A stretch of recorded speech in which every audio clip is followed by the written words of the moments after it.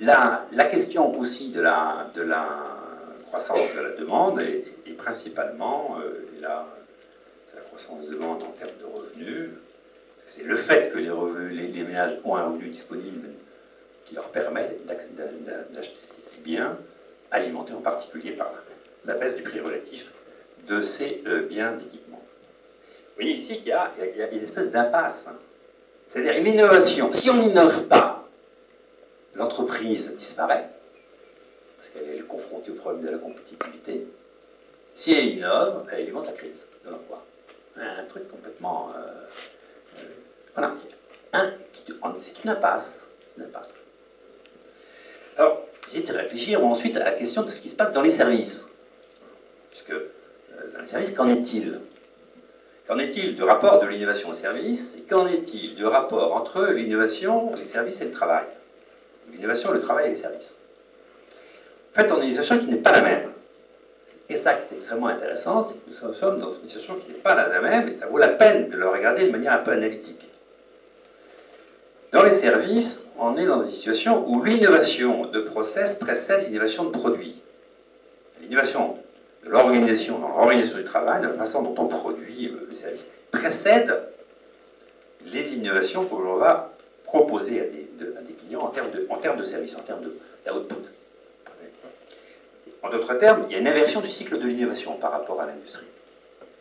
Et le deuxième point très important à avoir en tête, c'est que dans l'innovation de service, il y a une double finalité, il y a une double dynamique qui se met conjointement en place, pas successivement, conjointement en place. Il y a un effet productivité,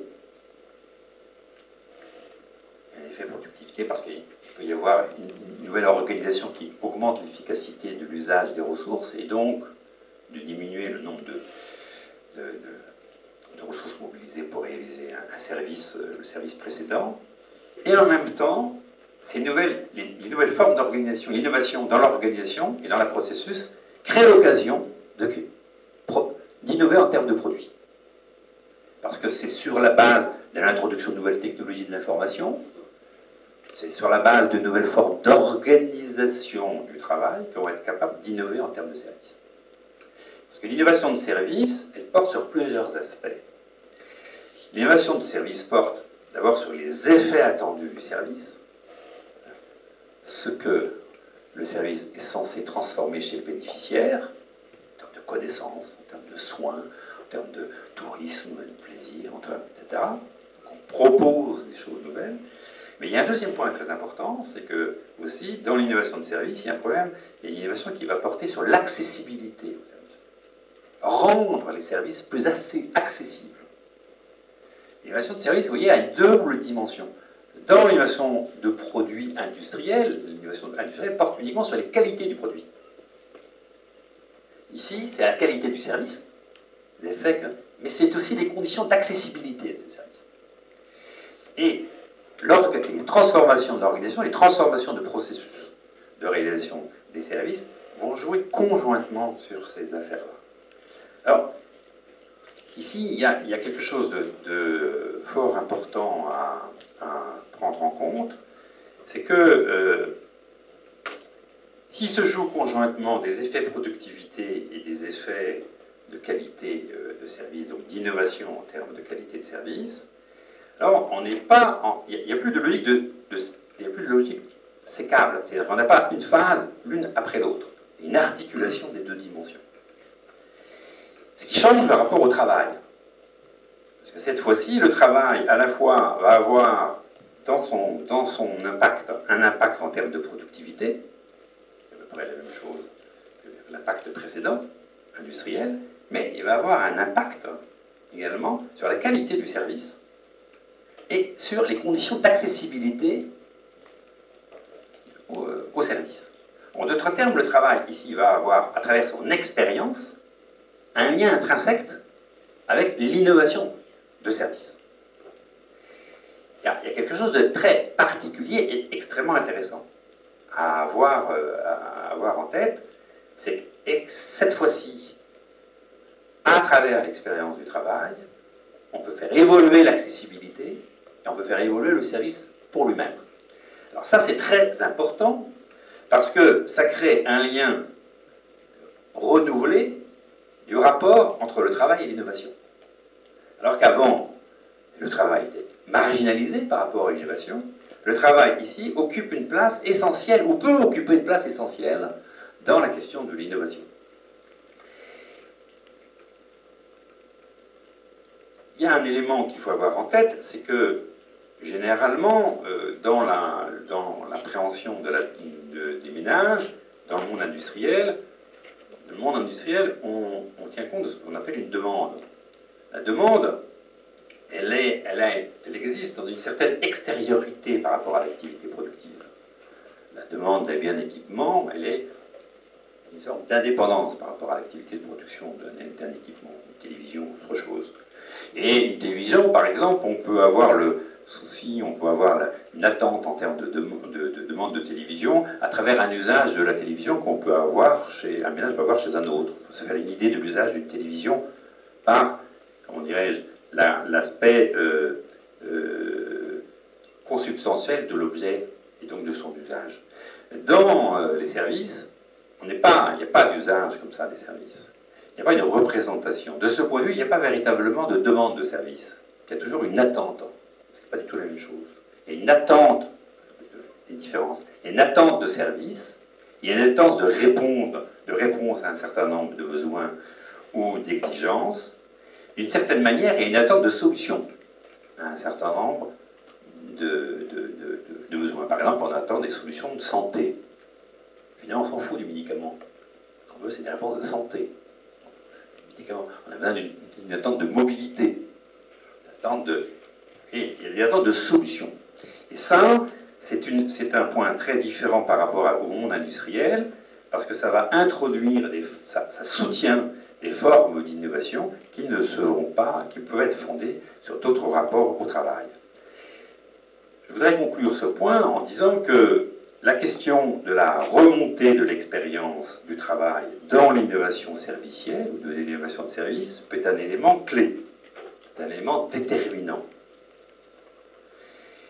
Si cette remontée par l'expérience du travail s'opère, et s'opère en transformant l'offre de service, on est en capacité d'envisager une innovation dont l'impact va se traduire par une croissance de l'efficacité et de la productivité, et une croissance, une évolution des attentes et derrière de la demande. En d'autres termes, on ne va pas avoir opposition entre ces deux dimensions, on va avoir articulation entre ces deux dimensions.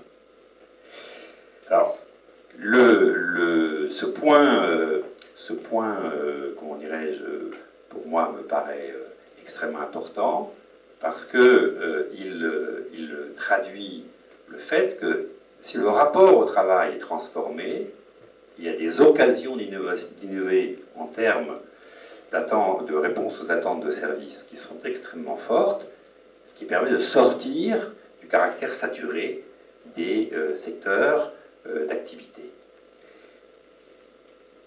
Un des points très importants pour faire remonter cette expérience du travail, ça va être la capacité des entreprises, quelles qu'elles soient, de réaliser un certain nombre d'investissements immatériels stratégiques, notamment les investissements qui reposent sur les processus d'évaluation, c'est-à-dire de compréhension finalement des attentes des ménages, des entreprises, des dispositifs d'investissement immatériel concernant la professionnalisation et des dispositifs d'investissement immatériel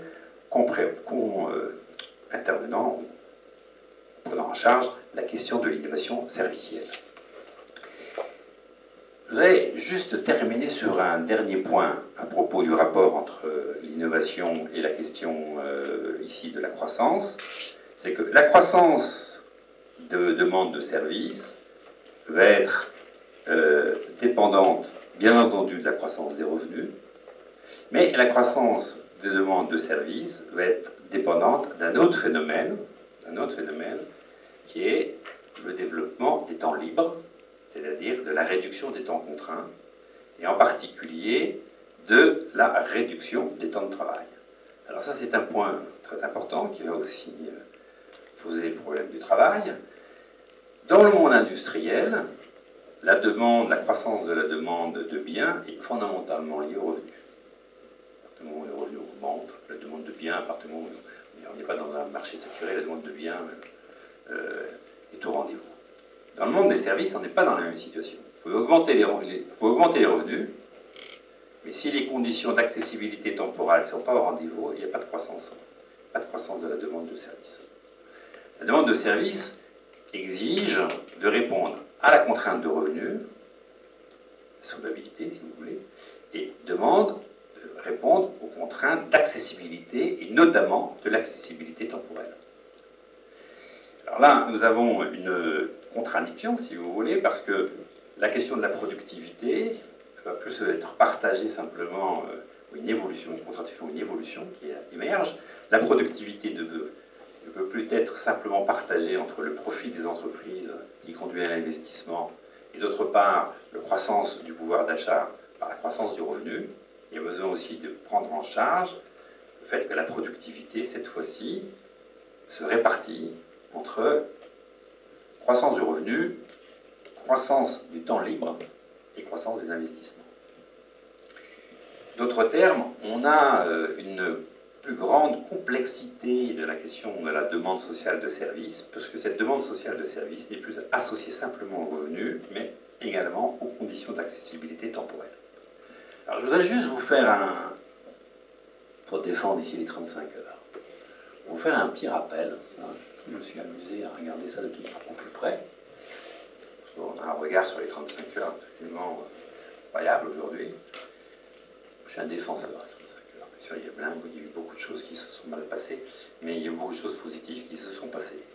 Si vous voulez, si je prends l'exemple de la France, et je prends les périodes de 34 ans qui nous prennent entre 1974 et 2008, c'est-à-dire, j'enlève les transformations liées à la crise financière, pour pas que l'on prenne les 3 ans qui ne vont pas être très bonnes en termes d'emploi.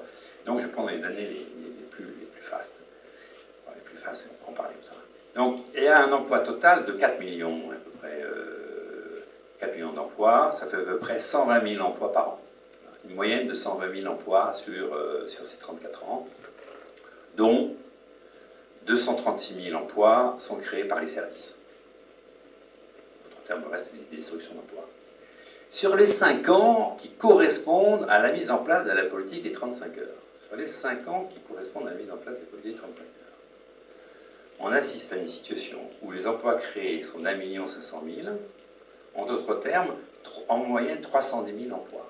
Pratiquement 3 fois plus que la moyenne sur des 34 ans. 300 000 emplois créés en moyenne, et sur ces emplois créés, 330 000 sont créés par les services, c'est-à-dire finalement, ce que l'on en déduit, c'est que en réalité, la chute des emplois industriels a été freinée de manière importante, ce qui signifierait que l'industrie s'est commencée à se transformer vers les services. Il y a eu une logique d'intégration de services, d'association de services à la logique industrielle. Vous voyez, ici, il y a un point très important. La réduction des 35 heures a créé en moyenne, sur les 5 années, 312 000 emplois, presque 3 fois plus que la moyenne sur les 34 ans. Si on prend ensuite la période qui suit, 2003 à 2008, eh bien, les emplois créés ont chuté de 785 000 en 6 ans, c'est-à-dire 130 000 emplois, et ensuite les emplois créés par les services eux-mêmes ont chuté à 186 000 emplois.